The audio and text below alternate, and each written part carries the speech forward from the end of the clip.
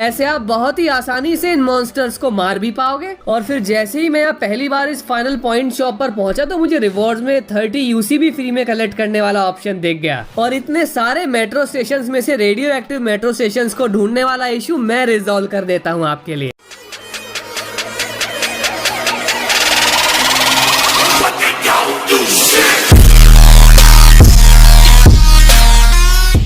तो जैसा कि मैंने आपको पहले बताया था कि 17 नवंबर से सीजन 16 के साथ एक न्यू इरेंगल मैप का मोड आने जा रहा है और ये इरेंगल मेट्रो मोड अब आ चुका है, लेकिन इसी के साथ साथ आ गया है एक न्यू इवेंट जिसका नाम है बैक टू दी अरोरा। सो आज के इस वीडियो में हम इस नए इरेंगल मेट्रो इवेंट की सारी सीक्रेट्स के बारे में तो जानेंगे ही, लेकिन उसी के साथ साथ ये back to the Aurora event हमें कैसे खेलना है और इसके अंदर हम ज्यादा से ज्यादा रिवॉर्ड्स कैसे कलेक्ट कर सकते हैं ये भी जानने वाले हैं। तो मेरे भाई हमें इस Erangel metro back to the Aurora event page पर एक मेट्रो मिलेगी जिसे हमें आखिरी स्टेशन तक लेकर जाना है और उसे वहाँ लेकर जाने के हमारे पास बहुत सारे रूट्स हैं। हम इनमें से कोई भी रूट आखिरी स्टेशन तक पहुँचने के लिए सेलेक्ट कर सकते हैं क्योंकि हर रूट पर हमें कुछ स्टेशन मिलेंगे बीच में। हमारी मेट्रो के रूट में आने वाले स्टेशन में से हम जो भी स्टेशन सेलेक्ट करेंगे तो हमें बता दिया जाएगा कि उस स्टेशन का नाम क्या है या फिर उस साइट का नाम क्या है। फॉर एग्जाम्पल इन स्टेशन के नाम हो सकते हैं elite site, normal site, store site या फिर random encounter. So guys back to the Aurora event में एक बार जो रूट हमने डिसाइड कर लिया हम उसे चेंज नहीं कर सकते, लेकिन अगर हम चाहें तो इस मेट्रो जर्नी या फिर चैलेंज को रीसेट जरूर किया जा सकता है और जैसे ये रीसेट हो जाएगा हम फिर से स्टार्टिंग पॉइंट पर पहुंच जाएंगे। तो हम दिए गए सारे ऑप्शंस में से कोई भी एक रूट सेलेक्ट करने के बाद एंड स्टेशन तक पहुंच सकते हैं और उसके बाद हम इस इवेंट को, इस चैलेंज को दोबारा से खेल सकते हैं। लेकिन अंतर सिर्फ इतना है कि अगर हम अपना रूट रीसेट नहीं करते हैं और स्टार्टिंग पॉइंट से एंड पॉइंट तक सारे मिशंस को कंप्लीट करते हुए चले जाते हैं तो एंड में हमारे लिए एक मिस्ट्री शॉप ओपन हो जाएगी एंड इस मिस्ट्री शॉप के अंदर हम रेयर रिवॉर्ड्स को भी अनलॉक कर सकते हैं। अब मैंने जैसे ही पहली बार ये back to the Aurora event खेला और इसमें मेरे पास ऑप्शंस आए, मैंने रैंडम एनकाउंटर ऑप्शन को सेलेक्ट कर लिया। मेरे सामने दो ऑप्शंस आए, रिलीज कैप्टिव और इग्नोर डायलॉग। तो रिलीज कैप्टिव वाले ऑप्शन को मैंने सेलेक्ट कर लिया और इसको सेलेक्ट करते ही मुझे 10 मॉरल पॉइंट्स मिल गए क्योंकि इस इवेंट के अकॉर्डिंग अगर हम उस कैदी को जेल से छुड़वाते हैं तो हमें कुछ मॉरल पॉइंट्स मिल जाएंगे। लेकिन इस मॉरल पॉइंट आइटम को कलेक्ट करने के लिए हमें एक और इवेंट बेस्ड आइटम को स्पेंड करना होगा जिसका नाम है MGR यानी कि मिलिट्री ग्रेड राउंड। तो अगर हम इस इग्नोर डायलॉग वाले ऑप्शन को सेलेक्ट करते हैं तो हमें मॉरल पॉइंट्स नहीं मिलेंगे, लेकिन उसी के साथ साथ जो दूसरा आइटम है MGR वो भी खर्च नहीं होगा। सो रैंडम एनकाउंटर को कंप्लीट कर लेने के बाद मेरा नेक्स्ट स्टेशन था इलीट साइट एंड इस इलीट साइट वाले स्टेशन यानी कि इस इलीट साइट वाले मिशन ऑब्जेक्टिव पर मेरे पास 3 ऑप्शंस थे। ऑप्शन 1 के अकॉर्डिंग हमें इरेंगल मेट्रो मोड में आए एक नए मॉन्स्टर लाइब्रेरियन को एलिमिनेट करना था। लेकिन गाइज यहाँ पर अपना मिशन ऑब्जेक्टिव सेलेक्ट करने से पहले हमें ये याद रखना होगा कि हमें सिर्फ 1 घंटा मिलेगा उसे कंप्लीट करने के लिए यानी कि 60 मिनट्स। एंड यहाँ पर मैंने पहली बार में ही 3 लाइब्रेरियंस वाले ऑप्शन को सेलेक्ट कर लिया क्योंकि इस थर्ड ऑप्शन में हमें 900 MGRs मिलते हैं जो सबसे ज्यादा है। और फिर हुआ ये कि मैं 60 मिनट्स में 3 लाइब्रेरियंस को एलिमिनेट नहीं कर पाया। अपने पहले अटेम्प्ट में ही मैं हार गया और ऐसा होने से मेरे सारे स्टेशंस रीसेट हो गए एंड मैं स्टार्टिंग पॉइंट पर पहुंच गया। लेकिन अगर आपके साथ भी ऐसा हो जाता है तो इसमें चिंता करने वाली कोई बात नहीं है। अगर हमारे सारे स्टेशंस रीसेट भी हो जाते हैं तो भी हमने अब तक जितने भी MGRs कलेक्ट किए हैं वो हमारे पास ही रहेंगे। तो back to the Aurora event में मैंने अपनी जर्नी एक बार फिर से स्टार्ट की एंड इस बार जो मेरे पास ऑप्शंस आए उनके अकॉर्डिंग मुझे एक रेडियो एक्टिव जोन में एक बार जाना था। So guys Erangel metro mode start होते ही हमें ये जो आइकॉन्स और 2 रूट्स देखने को मिलते हैं, ये आइकॉन्स तो मेट्रो स्टेशन है और ये 2 रूट्स इन मेट्रो स्टेशन के रूट्स है जहाँ से ट्रेन चलती है। हम इरेंगल मेट्रो मोड में इन आइकॉन्स पर जैसे ही पहुंचेंगे हमें यहाँ पर अंडरग्राउंड मेट्रो स्टेशन मिलने वाले हैं और उन मेट्रो स्टेशन से हमें मेट्रोज मिलेंगे जो हमें एक पॉइंट से दूसरे पॉइंट पर ले जाएंगी। लेकिन इन सारे मेट्रो स्टेशंस में से कुछ मेट्रो स्टेशंस ऐसे होंगे जो रेडियो एक्टिव होंगे और वहाँ पर हमें मॉन्स्टर दिखेगा जिस मॉन्स्टर का नाम लाइब्रेरियन है। तो अगर आपके भी इरेंगल मेट्रो मोड के मैच में ये वाला मैप आ जाता है तो ध्यान रखना कि इस मैप की सीक्रेट ये है कि यहाँ C1 जो है रेडियो एक्टिव मेट्रो स्टेशन है और यहीं पर हमें लाइब्रेरियन मिल जाएगा। अब जैसे ही हम इन रेडियो एक्टिव मेट्रो स्टेशन के अंदर जाते हैं तो हमारी हेल्थ कम होना शुरू हो जाती है और यहाँ पर ये जो लाइब्रेरियन नाम का मॉन्स्टर हमें मिलता है ये एक्चुअली एक सुपर क्रेट को गार्ड कर रहा होता है। हम अगर इस मॉन्स्टर के पास आकर खड़े भी हो जाते हैं तो इस मॉन्स्टर की सीक्रेट ये है कि जब तक हम इसे अटैक करने की कोशिश नहीं करते या फिर वो सुपर क्रेट लूट करने की कोशिश नहीं करते, ये मॉन्स्टर हमें कुछ नहीं कहेगा। लेकिन मेरे भाई जैसे ही हमने इन दोनों चीजों में से कोई भी एक चीज करने की कोशिश की, उसी वक्त ये मॉन्स्टर हमारे ऊपर अटैक कर देगा। सो रेडियो एक्टिव जोन में एंटर होते ही मेरा ये मिशन कंप्लीट हो गया और बाहर आने के बाद मैंने इसका रिवॉर्ड कलेक्ट कर लिया। रिवॉर्ड्स में 350 MGRs के साथ साथ मेरे पास एक आइटम और आ गया और इस आइटम का नाम है क्वांटिटी कार्ड। जैसे जैसे हम इन मिशन ऑब्जेक्टिव्स को कंप्लीट करते रहेंगे हमारे पास क्वांटिटी कार्ड्स भी ऐड होते जाएंगे। एंड फिर अगर हम मैच खेलकर अपने इन मिशंस को कंप्लीट नहीं करना चाहते तो हम इन क्वांटिटी कार्ड्स को यूज करते हुए भी इन मिशंस को कंप्लीट कर सकते हैं। सो इसके बाद मेरा नेक्स्ट स्टेशन था स्टोर साइट। अब यहाँ पर हमें जो एक और न्यू आइटम देखने को मिल रहा है, ये भी एक स्पेशल कार्ड है। नॉर्मली हमें एक मिशन को कंप्लीट करने के लिए सिर्फ 60 मिनट्स मिलती हैं, लेकिन अगर हमारे पास ये वाले कार्ड्स हैं तो हम उस टाइम को बढ़ा भी सकते हैं। स्टोर साइट स्टेशन पर पहुँचते ही हमें कोई भी मिशन कंप्लीट करने की जरूरत नहीं होती, हम कोई भी आइटम परचेज कर सकते हैं यहाँ से। एंड इन आइटम्स को परचेज करने के लिए भी हमें MGR स्पेंड करने होते हैं। सो इससे आगे मेरा नेक्स्ट स्टेशन था एलीट साइट। यहाँ पर मुझे 60 मिनट्स में एक लाइब्रेरियन को एलिमिनेट करना था।